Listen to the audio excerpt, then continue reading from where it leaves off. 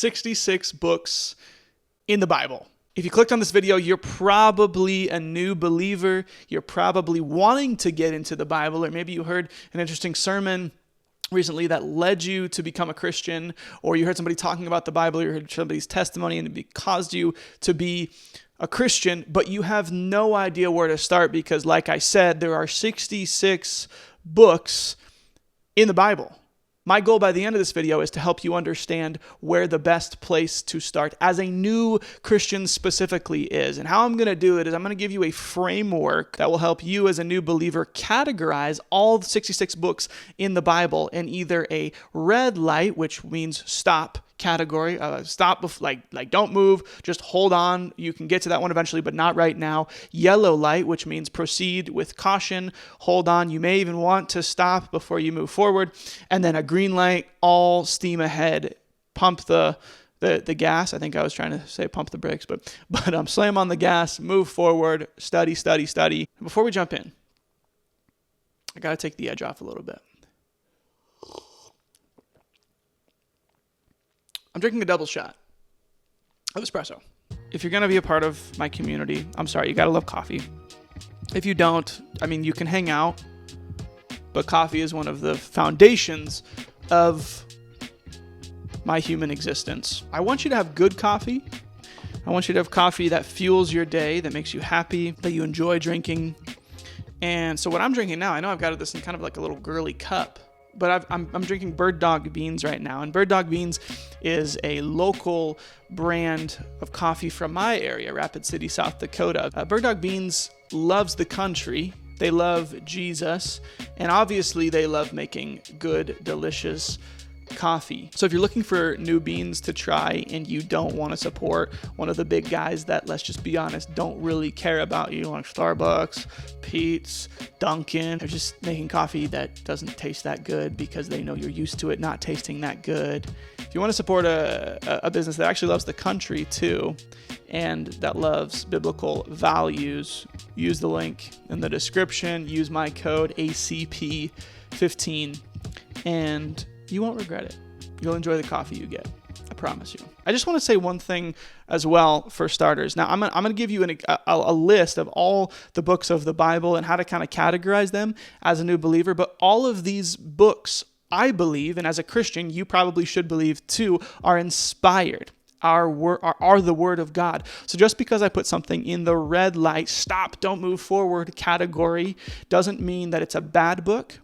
It actually means that it's a good book, but it requires maybe the context of some other books first before you jump into it. The first one are the law books. The law books are going to be an extensive, like line by line study of dietary and cultural and spiritual restrictions specifically for the nation of Israel. Now, Jesus elaborates on this law in the New Testament and kind of summarizes it as well. But for starters, as a new Christian who maybe became a Christian like a week ago or yesterday or whatever, or maybe you are a Christian that's kind of been around the whole Christian thing for a while, but maybe you're really starting to get into your faith and you're wanting to take this to the next level and you're wanting to understand the Bible a little bit more, just pump the brakes on Leviticus and Deuteronomy. These guys are going to be super, super dense theologically and contextually. The next one is going to be Song of Songs. Now, some of you have maybe heard of Song of Songs before. Some of you have maybe even tried to read it before. Ironically, it was one of the first books that I read for whatever reason. I don't totally understand. I didn't really know what it was, and then I jumped into it, and I was like, what is happening? This is a book about biblical sex inside of marriage. So I think that kind of speaks for itself why it maybe shouldn't be your first book. The next category is the prophetic books. Now, these, again, are really, really good texts. They're really theologically rich, symbolically really rich, but they are, to say the very least, confusing, and they're kind of doom and gloom, and that's not a bad thing. It's just I don't think you're ready quite yet as a new believer to jump into Isaiah and Jeremiah, Lamentations, Ezekiel, Daniel, Hosea, Joel, Amos, Obadiah, Jonah, Micah, Nahum, Habakkuk, Zephaniah, Haggai, Zechariah. Those are going to be books that maybe just pump the brakes on for now, come to later once you have a little bit fuller grasp of the biblical story. The final one that I'm going to say, do not read right now. Just wait. I'm going to break your heart. Ready? Revelation. I know. You want to learn about the mark of the beast. You want to know what 666 means. You want to know what the huge locusts flying through the air are, if they're an Apache helicopter, right? Like, you want to know these things. You see these things on social media, or you see the guy on the street corner talking about Revelation and whatever. Please, for the sake of yourself, for the sake of burning out, don't start with Revelation. Please. I have a dear friend of mine who just became a Christian recently. And he was like, hey, let's do a Revelation study together. And I was like, I love you, but no. I know that breaks your heart. I'm sorry. Don't jump into it quite yet. Okay, let's move on to the yellow light category. These are books that I would say just proceed with caution. These are all good books. They're all inspired, just like the red light category. They're all inspired by God. They're all the Word of God. But just move slowly, and maybe you're going to start reading some of these books, and you're gonna get in 5 chapters and be like, this is just too much. I need to go to a green light category, which we will get into in just a second. First off, I've got a category that I'm calling Intro to the People of God. This is going to be Genesis, and the sequel to Genesis, Exodus. These 2 books are, again, they're great. They're introductions to the Bible. They're introductions to the story of God's people. They're introductions to the story of sin and how you and I exist in relation to sin. But Genesis in particular is going to be, it's kind of a mix of literature. It's got poetry, it's got history, it's got these characters, especially in the first 6-7 chapters, that are super, super confusing and difficult to understand, and could use some context from other books before you jump into it. So don't worry, you're not going to miss any needed context from Genesis before you. The Bible is not the Bible is not like a novel. It's not something you have to read from one end to the other. You can hop all over the place. So Genesis is probably not the place to start. Exodus is the sequel to Genesis, so obviously you wouldn't want to read Exodus before Genesis. Others are Numbers. Numbers comes after Exodus, and Joshua. Other historical books, Judges, 1st and 2nd Samuel, 1st and 2nd Kings, 1st and 2nd Chronicles, Ezra, Nehemiah. These are all, again, really good history stories. If you jump into them, it's not the end of the world, but they might be a little bit dense for you in your faith right now. Poetry and wisdom here, Job and Ecclesiastes. Excellent, incredible pieces of literature, but super, super dense theologically. Job is this story of tragedy and then realizing who God is in the midst of tragedy. And Ecclesiastes is kind of like that too. Ecclesiastes is, what is your life about? Why does everything just seem like it's meaningless? And again, these are beautiful concepts, but things that you're not ready for probably as a brand new believer.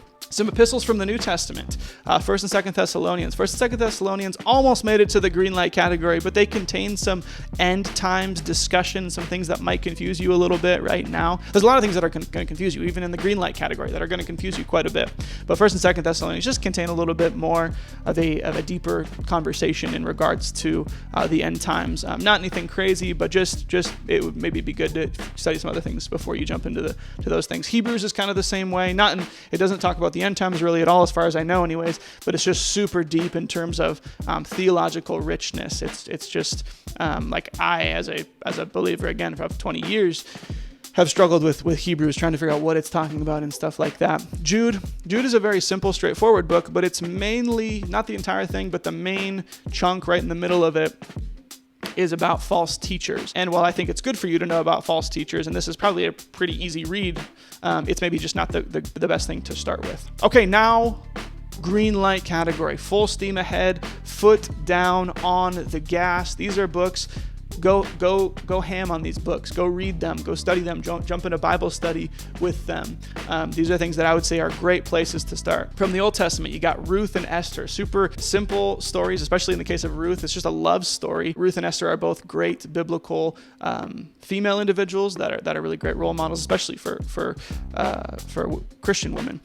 Some wisdom books. Some of my personal favorites: Psalms and Proverbs. Proverbs is actually where I started to really study the Bible and begin to highlight and begin to ask questions and begin to wonder, how does this apply to my day-to-day life as I'm moving forward? And then the best part of the Bible, one of my favorite parts of the Bible, the Gospels, the story of Jesus. Matthew, Mark, Luke, and John all record the gospel from a different perspective. And then Acts is the story that's the sequel to the Gospels, the story that comes directly after Jesus ascends, leaves earth, and then the story of the church begins to unfold. And that's what Acts is all about. Acts is where you're gonna learn about Paul and his kind of origin story. Then after that, I would recommend reading pretty much any of the epistles from here moving forward. Romans, Galatians, Ephesians, Philippians, Colossians, 1st and 2nd Corinthians, 1st and 2nd Timothy, Titus, Philemon, James, 1st and 2nd Peter, 1st, 2nd, and 3rd John. I want you to understand, even though I'm saying green light, go for it, study these, go read these, I will say some of these are going to challenge you. Some of these you're not going to understand what you're reading, especially in the case of something like Romans or Galatians and Ephesians have some things in there that are like, what is Paul talking about? You're going to, if you decide to read Romans very soon and Ephesians and probably other places I'm forgetting, you're going to get into the discussion of predestination. What does that mean? So even while I'm saying full steam ahead, foot on the gas, like move forward, go read these, go talk about them, go study them. There's going to be things you're going to be confused by.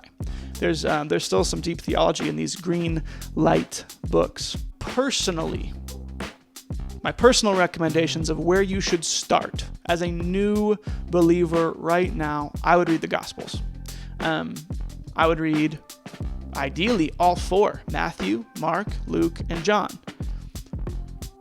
But if you don't want to read all four, if you want to read a little bit of gospel and then go read something else, I would start with either Luke or John. And then right after you read Luke or John, read Acts. Acts and Luke are written by the same person, Luke. He's a friend of the Apostle Paul.